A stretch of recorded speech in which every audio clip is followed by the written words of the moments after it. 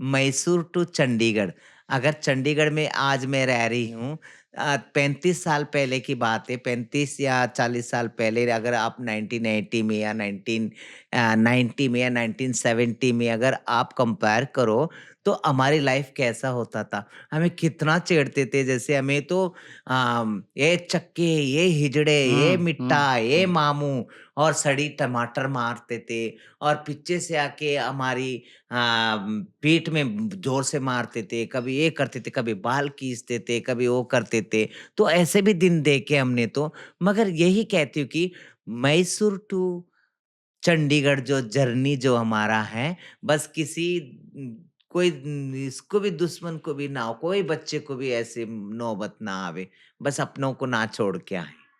ऐसी कन कन में ऐसे महसूस होता है कि काश मैं भी अपनी सॉरी अपने माँ-बाप के पास होती। मेरे पापा का डेथ हो गया, भले वो मारते थे हमें, भले वो हमें वो करते थे, मगर वो लोगों के सामने, समाज के सामने हमें गुस्सा करते थे, बोलते थे, मगर अंदर से इतनी प्यार करते थे।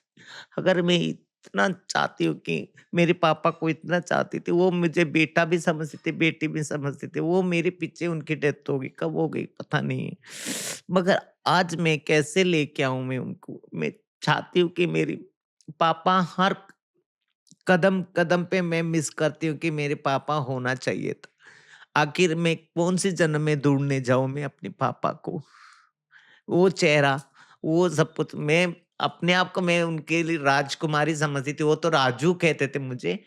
मेरा नाम था राजशेखर, मगर मेरा नाम शॉर्टकट से राजू कहते थे, मगर मैं अपने आप को मैं राजशेखर में कभी मैं एक्सेप्ट की ही नहीं। मैं राजकुमारी हूँ। मेरी इतनी प्यार था, इतनी सब कुछ था, मगर ऐसे क्यों? मैसूर टू चंडीगढ़ जो जर्नी है बहुत मुश्किल, बहुत।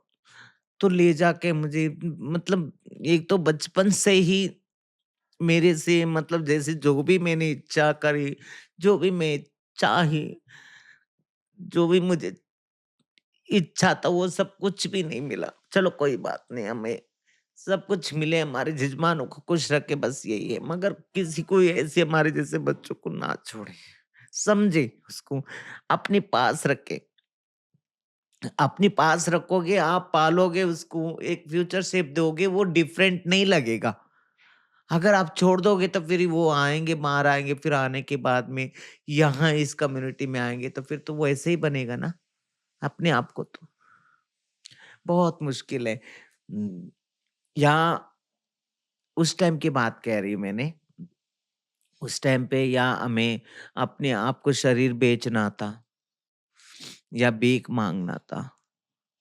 ये दोनों रास्ता मैंने अपना मैं बोली नहीं ये काम मुझे मगर गुज़री मेरे साथ। मैं करना पड़ा मुझे। जहाँ तक कामाटीपुरा है, वहाँ गई। वहाँ जाने के बाद मुझे पता चला कि वो यहाँ सिर्फ़ मैं अकेली नहीं हूँ। ये मेरी जैसे तो बहुत सारे जीवी हैं जो मेरी जैसी हैं। क्योंकि वो तो हम तो चलो आधे और अधूरे थे। हमें समाज ने एक्सेप्ट नहीं किया। आधे और अधूरे थे, हमें चलो कोई बात नहीं एक्सेप्ट नहीं किया। जो पूर्ति नारी होने के बाद भी वहाँ क्या कर रही थी उस कामाटीपुरा में, उस रेड लाइन एरिया में बहुत सारे ऐसे जो नारियों को प्यार की झांसे में फँसा के ले आके बेच दिए। बहुत सारे बच्चे जो 12-13 साल की बच्चियों को ले आके तुमने जिस्म परोसी में ढकेल दिए। हमने वो सब देखे हमने मुंबई के अंदर, मुंबई की फ्लैगलैंड रोड में देखे हमने। हाँ, और इसके साथ-साथ माइम में देखे हैं और कामाटीपुरा में देखे हैं, पहली गली में देखे हैं, इतने सारे बहुत सारे बच्चों को तुमने ऐसे सब कुछ कर दी। तब उन सबको देख के फिर बाद में हम अपने आप को तो चलो ये मिला कि चल फिर भी हम तो फिर भी किन्नर है, ये तो अच्छे खासे लड़की होने के बावजूद भी ये कौन-सा सुख पा रही है। तो अपने आप को अपना समझाने लगी, क्योंकि मैंने अपनी जब मैं 6 इयर्स की थी, मैंने फर्स्ट स्टैंडर्ड की थी। जभी मुझे पता लग गया था कि मैं गलत शरीर में मैं हूँ। कैसे? जैसे हमारी तरफ जैसे बाल जो है होती हैं, हुँ, बाल भगवान तिरुपति बालाजी के लिए छोड़ते हैं। हमारे जो जी, भगवान भी वही हैं, जी, तिरुपति एड़ेकुंडला वेंकटरमण स्वामी गोविंदा, गोविंदा कहते हैं। जी। तो हमारे घर के भगवान भी वही हैं। तो इतने-इतने लंबे-लंबे बाल थे मेरे, तो हमने बचपन में हमारी मासी की लड़कियाँ, मैं और मेरी माँ, मेरे मासी, मेरी बुआ सब अपनी नदी में गए। नदी में मतलब पहले कोई नलका-नुलका नहीं होता था, नदियाँ थी। पानी की हिसाब नहीं था हमारी हुँ, तरफ तो बस सब नदी में जाके अपना कपड़ा धोना, बर्तन धोना सब करते थे। जी, तो उस टाइम पे कोई त्योहार था हमारे घर में, त्योहार के टाइम पे सब मेहमान आए थे, सब अपना बच्चों को ले लेके अपना नदी में गए। वो तो वहाँ अपना धो रहे थे तो हम लोगों को न्यूड कर दिए, मुझे भी न्यूड कर दिए, मेरे मासी की लड़कियाँ भी मेरे साथ के थे लगभग सब थे। तो उन सबको अपने नहाने के लिए जाओ केलो ये न किनारे पे बोल के भेज हुँ, दिया। जब हम खेल रहे थे, जब उस टाइम पे मुझे ऐसा लगा कि मैं आँत भी देखी, मैं पैर भी देखी, मैंने सब कुछ तो है सही है और मेरे पास बाल भी है, सब कुछ है।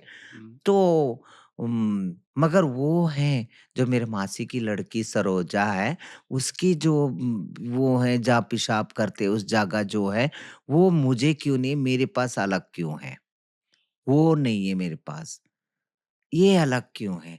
ऐसा लगा मेरे को। 6 साल की 6 स देखिए उस टाइम पे मुझे लगा ऐसा क्योंकि अगर आजकल कोई 3 साल के बच्चे अगर इतने टैलेंटेड हो सकती क्योंकि बहुत सारे हमने सोशल मीडिया में देखे 4 साल के बच्चे इतने टैलेंटेड हो रहे हैं प हुँ। 5 साल के। तो मैं तो उस टाइम की मैं 25 साल पहले की पैदा हो गई थी मुझे ऐसा लगता है मुझे। मतलब उस टाइम के टैलेंटेड बच्चा मैं थी उस टाइम पे।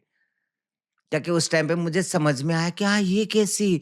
मेरे बाल भी है, मेरा हाथ-पैर सब कुछ है मगर वो नहीं है। तो इसीलिए मेरे पापा मुझे स फ्रॉक नहीं पहनने देते हैं। अच्छा, इसीलिए मुझे निक्कर पहनने देते हैं और शर्ट अंगी अंगी बोलते हैं हमारे तरफ। शर्ट पहनने देते, निक्कर पहनने देते लड़कों के जैसा पहनने। मुझे फ्रॉक क्यों नहीं पहनने देते? तो इसीलिए, तब मुझे समझ में आया। तो पहले की शौक ये था मेरा। तो उसके बाद फिर बाद में मेरे दिमाग में एक क्वेश्चन मार्क बहुत बड़ा क्वेश्चन मार्क खड़े हो गया कि तो मैं कौन हूँ? तो 7 इयर्स की, 8 इयर्स की, 9 इयर्स की जब तक तो मैं अपना लड़कियों के साथ भी खेलती थी। जब भी मेरे पापा मेरे भाई लोग आते तो लड़कियों को छोड़ के फिर लड़कों के साथ जाके खेलने लगती थी ताकि उनको दिखाना पड़ता था मैं लड़का हूँ।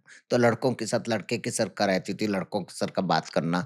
मतलब मैं अंदर से लड़की हूँ मगर लड़कों के साथ अपने आप को मतलब ड्रामा करना पड़ता दिखाना था, पड़ेगा। दिखाना पड़ता था। फिर लड़कों का खेल खेलती थी।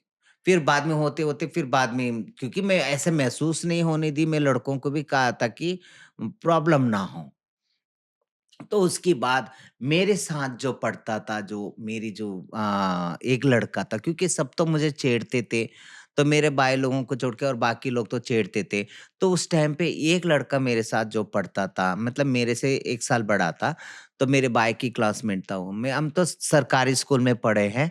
वो मुझे बहुत अच्छा लगता था, मोहन, मोहन बोल के। तो वो उसके साथ मैं अपने आप को प्रोटेक्ट समझती थी, मुझे अच्छा लगता था, वो मुझे हर लोगों से बचाता है बोल के मैं समझती थी। तो एक दिन वो लव लेटर लिखता था, अच्छा, लव लेटर लिख रहा था, हाँ, तो उसमें लव सिंबल बना था। हुँ, तो लव सिंबल में तो अपना एम और एस लिखा था। तो मैंने वो लव लेटर में चिन्ह के मैंने अपना पढ़ लिया उसके अंदर। तो उसमें मैं बोली इस लव सिंबल में तो मेरा नाम होना चाहिए, एस के जगह में आर क्यों नहीं लिखे? मैं हुँ, राजू हूँ, हाँ, राजू क्यों नहीं लिखे? तेरा नाम चलो ठीक है, या तो आर होना चाहिए या एस क्यों है? तो पूछे तो वो बोला कि तू भी लड़का, मैं भी लड़का हूँ, तो लड़का लड़कों में थोड़ी प्यार होता है, लड़का लड़कियों में होता है प्यार। तो मैं तो मेरी सविता से प्यार है मेरा तो। तो उस टाइम पे मेरा सेकंड शॉक हुआ। उसके बाद ऐसा लगने लगा कि मेरी अपना ज़मीन फट जावे, मैं अंदर चले जाऊँ, तो मैं अपना दूसरा मैं लड़की बन के आऊँ, मैं मोहन को मैं पाना चाहती हूँ। मगर इम्पॉसिबल कैसे हो सकती है? तो उस टाइम पे पट करके मौत की दीवार सामने आ गया। तो कैसे हो सकती? तो उस टाइम पे भी एक मौका था कि मैं सुसाइड कर लूँ। मैंने नहीं, फिर मेरे अंतरात्मा जो है, इनकॉन्शियंस जो है, वो पूछा नहीं मैं कौन हूँ? इस खोज में तो निकलते, निकलते, निकलते यहाँ तक पहुँची हूँ। न जाने कितनी रात हमें रेलवे स्टेशन में सोना पड़ा और न जाने कितनी रात बस स्टॉप में सोना पड़ा और न जाने कितनी रात ऐसे-ऐसे रात देखे हमने, जहाँ होटलों में हमने जूठे ग्लास धोए, क्लीनर काम किए हमने।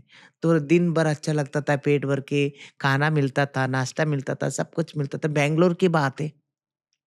हाँ, तो रात होते ही फिर जहाँ सोने होते वहाँ सोने नहीं देते थे। कुकर भी सोते थे हमारे साथ, वेटर लोग सोते थे होटल के अंदर। उन्होंने कितनी हमारे साथ हरासमेंट किया, कितनी स्टिग्मा, कितनी डिस्क्रिमिनेशन के हमने शिकार हुए हैं। तो अगर हमने सुसाइड करना होते तो लाखों बार कर चुके होते अभी तक तो। अभी तक अपनी खोज में हम क्या हैं, हम कौन हैं, ये कैसी दुविधा है, ये कैसा त्रिशंकु जीवन है। तो इस जीवन को हमने जिए हैं। आजकल के बच्चों को अगर माँ-बाप ने एक बात भी कह देवे या कोई एग्ज़ाम में अगर कोई कुछ कम नंबर मार्क्स आ आ जाए। जाए या कुछ भी हो जाए तो बच्चे सुसाइड की रास्ता चुन लेते हैं। आखिर उनके अंदर कहाँ गए ऐसी हमारे जैसे, मैं तो यही दुआ करूँगी हर बच्चों के अंदर मेरी जैसी ही सोच विचार दें। क्योंकि आज मेरी माँ कहती हैं, "बेटा तेरे जैसा बच्चा हर घर में पैदा हो।" मैं बोलती, "माँ मेरी जैसा बच्चा नहीं है, बेटा हो चाहे बेटी हो चाहे किन्नर हो, सोच विचार अच्छा होना चाहिए।" क्योंकि 14 साल की थी जभी मुझे निकाल दिए थे मेरे भाई लोगों ने। आज वही मेरे भाई, दोनों भाई बेचारे, एक को निकाल के दूसरों को डाल रही हूँ मैं नशा मुक्ति केंद्र में, दूसरे को निकाल के दूसरे को डाल रही, मतलब दोनों को। तो उन दोनों के बच्चों को मैं पाल रही हूँ। आज एक बच्चा वेटरनरी सर्जन है उसकी, एक मेरे भाई के, एक बच्चा हार्डवेयर इंजीनियर है और एक बच्चे को छोटा-सा दुकान खोल के रखी हूँ और एक घर बना के दी मैंने, वो भी ऑफिशियली एरिया में, जो तुम्हारे घरों से भीख माँग के, नाच के, गा के, अपना आशीर्वाद दे के जो 2 पैसा जो लेके आई थी, वो पैसा जोड़ के मैंने अपनी माँ को पहले अपने आज के 15 साल पहले थोड़ा-सा मैं हमारा जो पुराना घर बेच के, तो उसमें थोड़ा पैसा डाल के जो घर बनाए, आज 70-75 लाख की वो घर है। मेरी माँ देख-देख के खुश होती, "बेटा तुम्हारा पापा ने तो सब खो दिया था, सब खो दिया था बेटा, ये हकीकत है, ये सपना है, मुझे बता।" मैं बोली, "नहीं माँ ये हकीकत है।" "नहीं बेटा हमें माफ़ कर दे।" मेरी माँ कहती है, मगर उनको क्या पता ये जो नसीब में जो लिखा है विधि, विधि का खेल तो हमें खुद निपटना पड़ता है, हमें खुद वो करना पड़ता है। इसीलिए कहती हूँ कि प न जाने कौन से जन्म में हमने क्या किए थे, तो इस जन्म में हम अपनों से क्यों दूर हैं?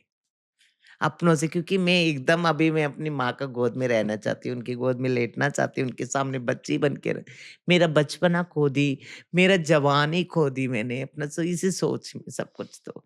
मगर फिर भी मैं अपने आप को, ना मैं कुड़ी कहते कि मैं ना जवान हूँ, ना मैं बूढ़ी हूँ, मैं हमेशा कुड़ी हूँ, मैं कुड़ी हूँ। बचपना। बचपना कभी ना भूले, मैं सबको यही कहना चाहती हूँ, जो अपना बीते हुए दिन कभी ना भूले, अपने बचपन को याद करके रखो, सँजो के रखो और अपने आप देख लेना अपनी जो सोच विचार में, अपनी ताकत में।